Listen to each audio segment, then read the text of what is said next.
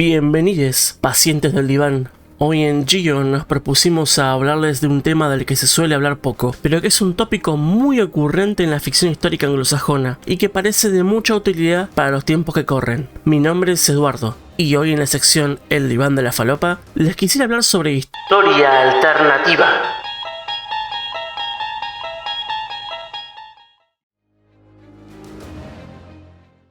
La historia alternativa o ucronía suele ser un prolífero género de ficción histórica anglosajona con pocas muestras en Latinoamérica y que tiene como protagonista un mundo diferente donde una intersección temporal se resolvió de manera distinta a nuestra historia común. Sí, algo así como la serie Loki pero sin la TVA o variantes. Nuestra línea temporal es la de siempre, pero distinta.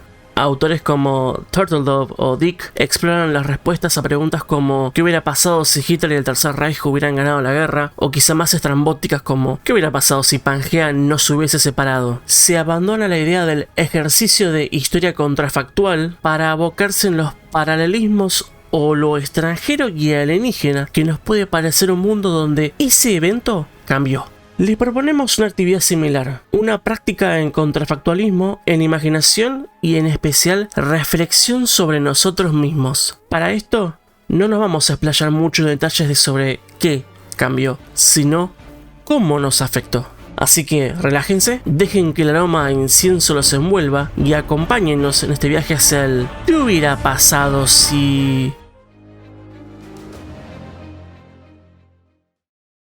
Con motivo del ejercicio y para mantener nuestro orden un poco acotado, solo vamos a irnos al siglo pasado, los tumultos y la violencia de los años 40. La historia alternativa de la Segunda Guerra Mundial suele ser de las más atractivas, no es necesariamente por una cuestión de revanchismo político, sino porque explora varias preguntas acerca de nosotros mismos. ¿Qué hubiera pasado si Hitler hubiese muerto antes de iniciar la guerra? ¿Y si la Unión Soviética la empezaba? ¿Pasaría si la alianza entre este y oeste hubiese fallado? En nuestro mundo, la victoria aliada nos trajo un planeta dividido, sí, pero con herramientas para la persona común que nunca antes hubiera tenido, solo soñado. Palabras como genocidio o holocausto ahora son incluidas en constituciones y manuales de historia. Se nos enseñan lecciones en contra de estos eventos para que jamás vuelvan a ocurrir. La palabra derechos humanos ya no es un invento o un sueño, es algo real. Más aún, el mundo, tanto a nivel social y económico, se encontró dividido entre el excepcionalismo individual y el progreso colectivo equitativo, ideas que, aunque son diferentes, comparten la esencialidad, al menos a nivel ideal, de no estar basadas en la extinción del otro, tal cual lo expresaba el enemigo de ambas, el fascismo.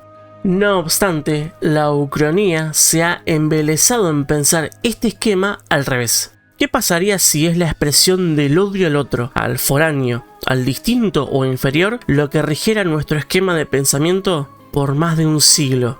¿Cómo seríamos nosotros si todo lo que supiéramos hacer es temer y odiar al inferior? Solo aspirar a ser superiores con la idea de que la fuerza hace y decide lo que es lo correcto. Al solo cuestionarse esto, se mantiene una descripción de una línea temporal donde el mundo cambia radicalmente, pero es reconocible. La historia, hasta cierto punto, es la misma, pero las personas y sus intereses son casi alienígenas.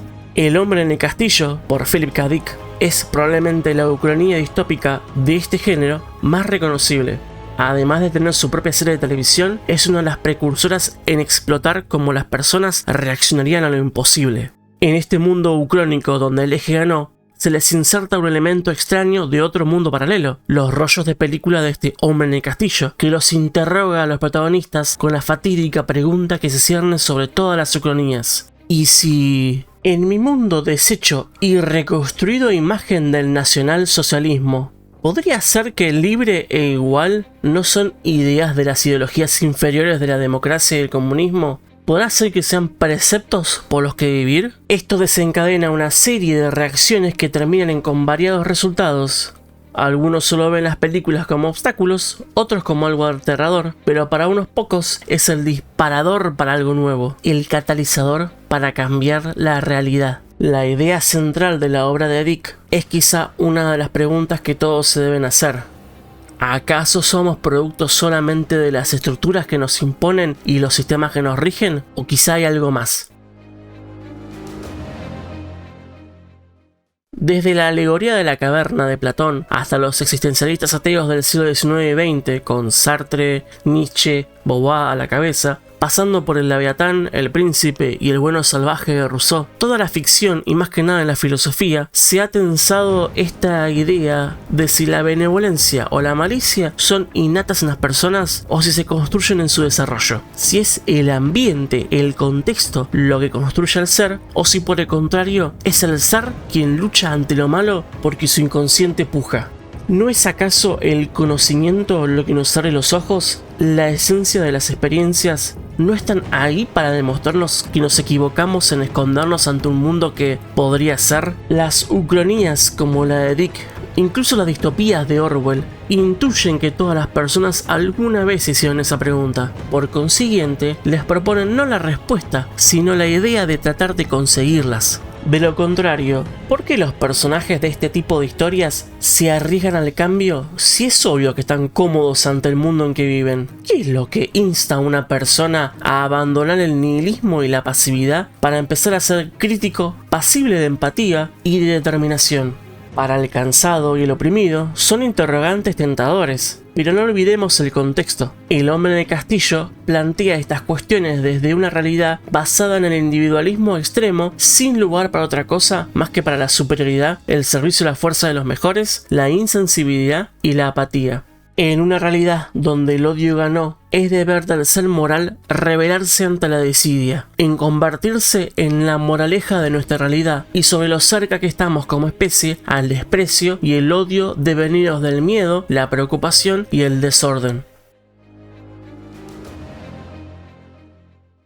El común de las personas no son héroes. Esto las ucronías lo tienen en claro. Por ello muchas veces se focalizan en los protagonistas centrales de los eventos históricos o crean nuevos para darles esos atributos. No obstante, eso no quiere decir que los planteos morales existenciales de las ucronías no estén dirigidos e intenten ser resueltos por todes. En El hombre en el castillo, los protagonistas que intentan cambiar el mundo son relativamente normales, excepto por aquellos que nos muestran los efectos y estructuras de ese mundo, como el Oberstaffengruppenführer Smith y el ministro de Comercio Togomi. El resto no son más que ciudadanos de segunda clase. En ellos, las preguntas se volatilizan en acción, y gracias a ellos y sus historias personales, nos llega la moraleja última de las ucronías, de este tipo de historia alternativa. El curso de la historia siempre recae en las manos de aquellos que no desisten ni se dejan amainar ante la antimoral, el miedo o las cadenas de la complacencia. La comunidad argentina en particular, pero también la conciencia jurídica universal, me han encomendado la augusta misión de presentarme ante ustedes para reclamar justicia. Lo que podríamos calificar como el mayor genocidio que registra la joven historia de nuestro país. El cuadro de violencia era imperante en el país, cuando 3 de los hoy procesados decidieron, una vez más, en nombre de las Fuerzas Armadas, tomar por asalto el poder, despreciando la voluntad popular. ¿Y cuál fue la respuesta luego de este golpe? Que se dio desde el Estado a la guerrilla subversiva. Para calificarla, señores jueces, me bastan 3 palabras: feroz, clandestina y cobarde. Los guerrilleros secuestraban y mataban. ¿Y qué hizo el Estado para combatirlos? Secuestrar, torturar y matar, en una escala infinitamente mayor.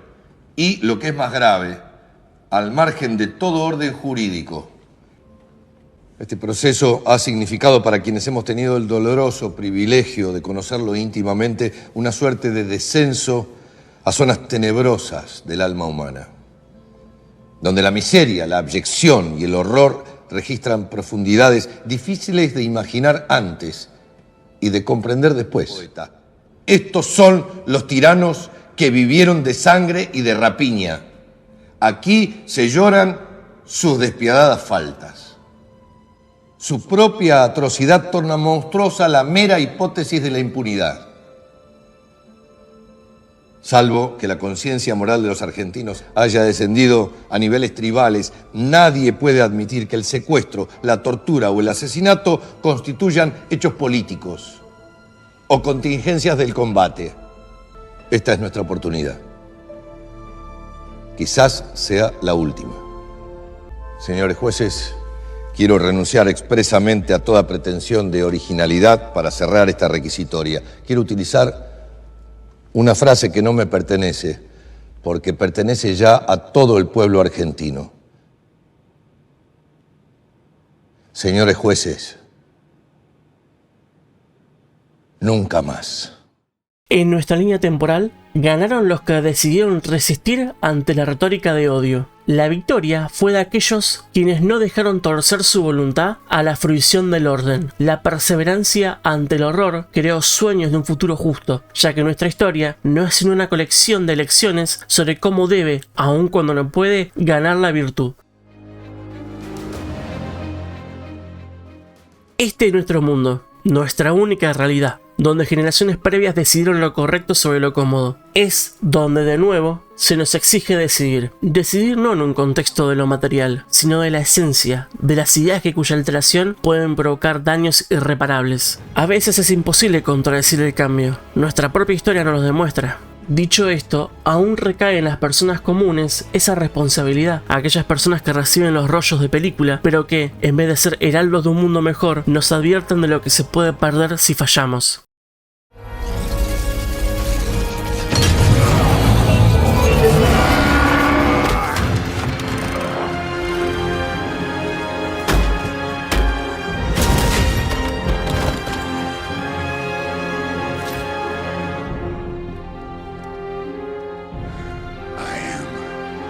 Inevitable.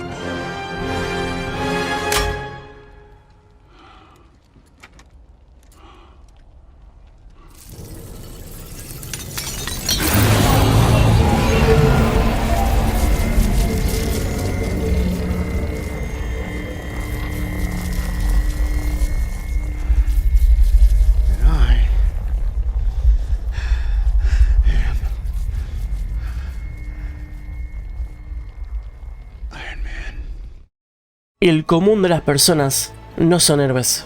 Sin embargo, no hace falta que lo sean para cambiar el curso de la realidad. Estamos cerca de una de esas intersecciones históricas que pueden cambiarlo todo. Con las lecciones de historia como El hombre en el castillo sobre lo que podría ser, es nuestro momento para evitar que ese chasquido nos condene. Hasta aquí llegó nuestro experimento. Reacciona al video si te gustó o no, déjanos un comentario y suscríbete para más contenido como este. Acá Eduardo del Diván de la Falopa para Gio se despide. Buenas noches.